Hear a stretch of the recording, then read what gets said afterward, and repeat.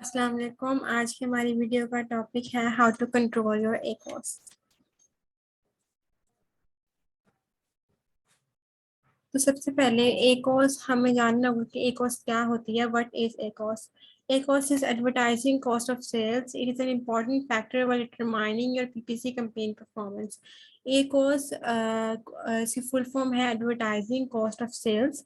जब हम PPC campaign चला रहे होते हैं तो हमारी नज़र में हमेशा ACOS होना चाहिए। और ACOS किस तरह कैलकुलेट करते हैं, वो है ad spend divided by ad revenue multiply by 100। अगर हम एक कैंपेन की ACOS निकालना चाह रहे हैं तो हम उस पे जितना स्पेंड हुआ है उसको डिवाइड करेंगे ऐड के रेवेन्यू से। तो सेल या सेल्स है उसको फिर मल्टीप्लाई बाय 100 जब कर देंगे तो हमारी ACOS आ जाएगी। ACOS तकरीबन 2 से 3 महीने में कंट्रोल होती है। और अगर ACOS कम होगी तो हमारी PPC कैंपेन, इसका मतलब होगा कि हमारी PPC कैंपेन ज्यादा अच्छा परफॉर्म कर रही है, उसकी कन्वर्जन ज्यादा हो रही है। और ACOS अगर ज्यादा होगी तो इसका मतलब है कि वो हमारे हमारे ज्यादा स्पेंडिंग हो रही है उस पर्टिकुलर कैंपेन में, और हमें इतनी अच्छी मतलब कि सेल आ रही है लेकिन नहीं आ रही क्योंकि एक और ज्यादा है। तो एक कोर्स हमेशा कम होना चाहिए PPC कैंपेन्स में, तो वो फिर एक आइडियल कैंपेन्स होती हैं। अच्छा, how much should be ACOS? ACOS कितना कम होना चाहिए? मैंने पहले भी कहा कि ACOS कम होना चाहिए। तो ACOS कितना कम होना चाहिए? ACOS should be less than your profit margins. जब आप प्रोडक्ट हंटिंग करते हैं या फिर सोर्सिंग के वक्त FBA रेवेन्यू कैलकुलेटर इस्तेमाल करते हैं तो उससे हम अपने प्रॉफिट मार्जिन्स को निकालते हैं कि अगर हम इस प्रोडक्ट के साथ जाएंगे तो हमें कितना परसेंट प्रॉफिट हमें आएगा अगर हम ये प्रोडक्ट सेल करते हैं। तो उस पे अगर हमारा प्रॉफिट मार्जिन 30% है, सबसे पहले तो ये देख लेते हैं कि हमें एक्चुअल प्रॉफिट कब आता है, कि एक्चुअल प्रॉफिट आना हमें कब शुरू होता है। तो वो हम इस तरह कैलकुलेट कर सकते हैं कि हमारा जो प्रॉफिट मार्जिन है जो हमने कैलकुलेट किया था FPA रेवेन्यू कैलकुलेटर से, माइनस ACOS जो हमारी उस पार्टिकुलर PPC कैंपेन की जो ACOS आ रही है, जो हमें ACOS PPC डैशबोर्ड पर नजर आ रही है उस ACOS की, उसको हमने प्रॉफिट मार्जिन से माइनस करना है और फिर हमारा एक्चुअल प्रॉफिट निकल जाता है। अब फॉर एग्जांपल हमारा प्रॉफिट मार्जिन 30% था उस पार्टिकुलर प्रोडक्ट पे, और 30% हमारा ACOS आ रहा है।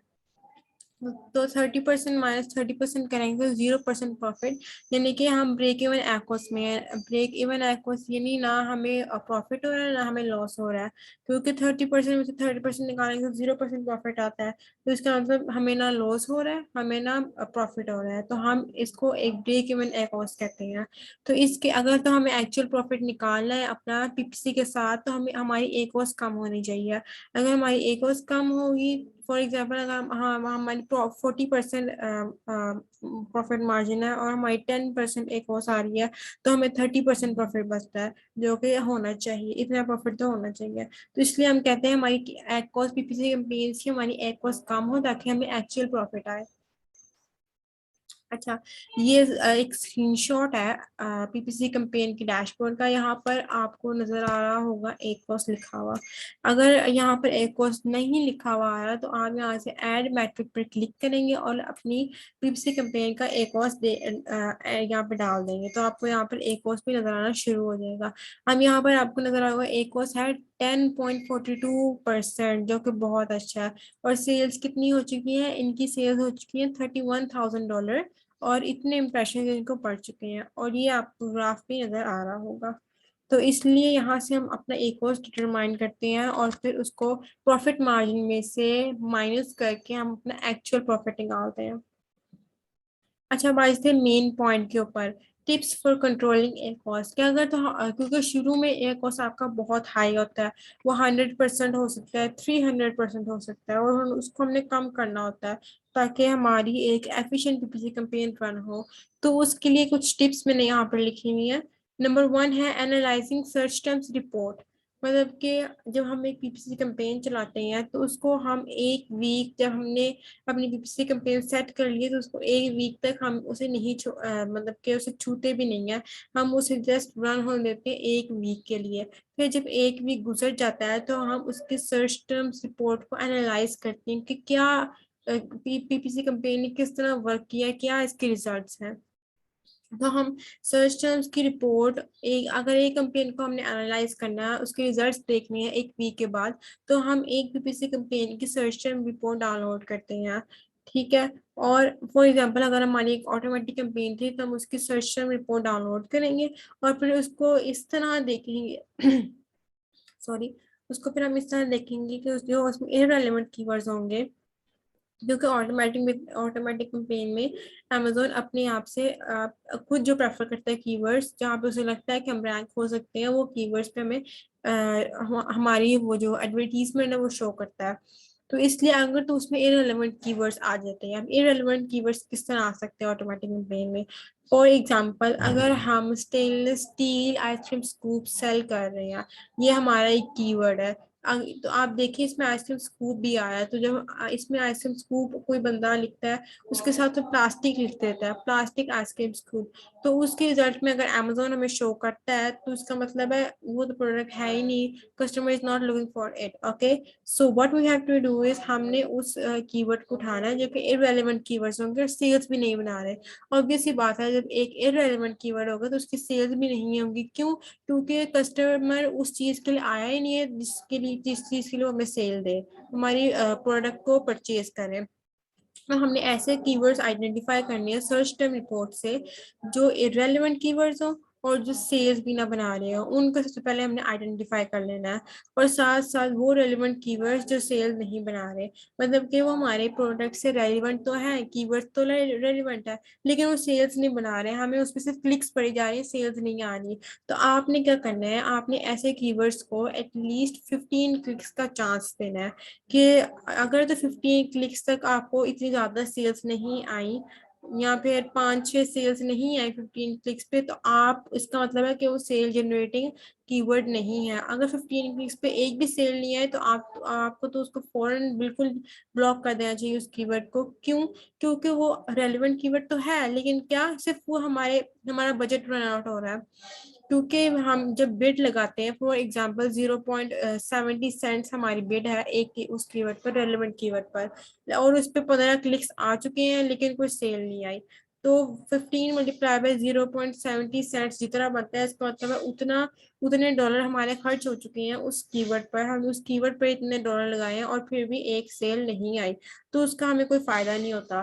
तो इसलिए हम उसको भी हम आइडेंटिफाई करके एक्सेल शीट में रख सकते हैं या किसी साइट पर नोट डाउन कर सकते हैं।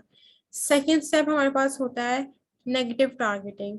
After creating search term Excel file, put all that keyword in negative targeting exact so that we don't waste our budget in less converting keywords and give chances to more converting keywords.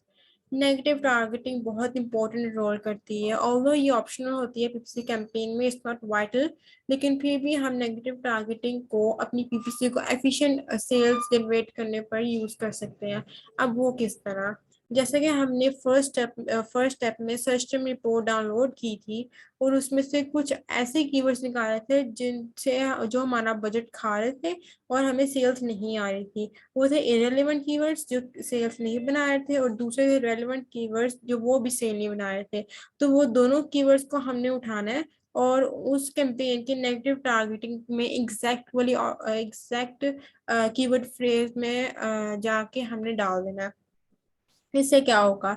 इससे ये होगा कि Amazon उन keywords के results में हमारी add को show नहीं करेगा।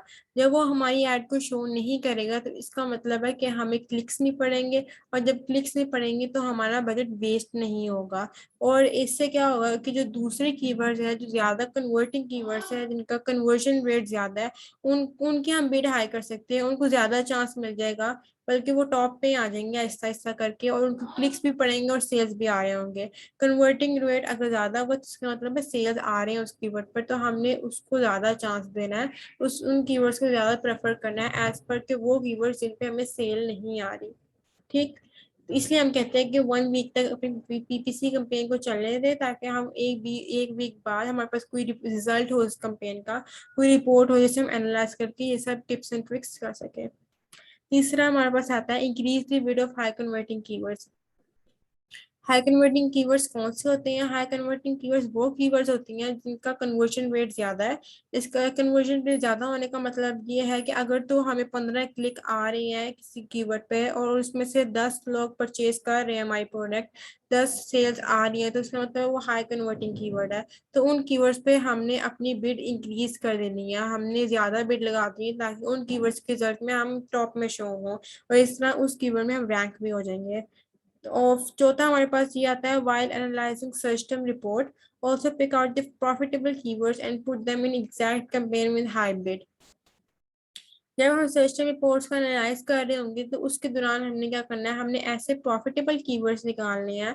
जो प्रॉफिटेबल कीवर्ड्स कौन से होते हैं, वही कीवर्ड्स होते हैं जिन पे हमें हाई ज्यादा कन्वर्जन आ रही हो, क्योंकि वो तो ऑटो कैंपेन थी ना हमारी। तो उन ऑटो कैंपेन में से हम देखेंगे कि ऐसे कौन से अमेजोन ने हमें कीवर्ड्स पे शो किया जिन पे हमें क्लिक्स भी पड़े हैं और उन क्लिक्स में से सेल भी ज्यादा आई है और उनका कन्वर्जन रेट भी ज्यादा और एकॉस भी उनकी कम है। तो हम क्या करेंगे, हम उनको लेंगे और उन पर एग्जैक्ट कैंपेन चला देंगे विद हाई बेट। अगर हम हाई बेट लगाएंगे तो इसका मतलब है हम टॉप में शो होंगे। और अगर हम ये चारों तरीके अपनाएंगे तो फिर हमारी एकॉस definitely with in 2 to 3 months आपकी एकॉस डाउन हो जाएगी। आपने कम से कम उसको 25 से 30% तक लाना है एकॉस को, अगर तो आप चाहते हैं कि आपको एफिशिएंट पीपीसी कैंपेन चलाना। तो ये कुछ टिप्स एंड ट्रिक्स थी एकॉस की, तो मैंने आज सोचा आपको आपके साथ शेयर करूं। So I hope you liked my video, and if you did, make sure to give it a thumbs up. And if you have any queries, you can ask me in the comment section below. Allah Hafiz.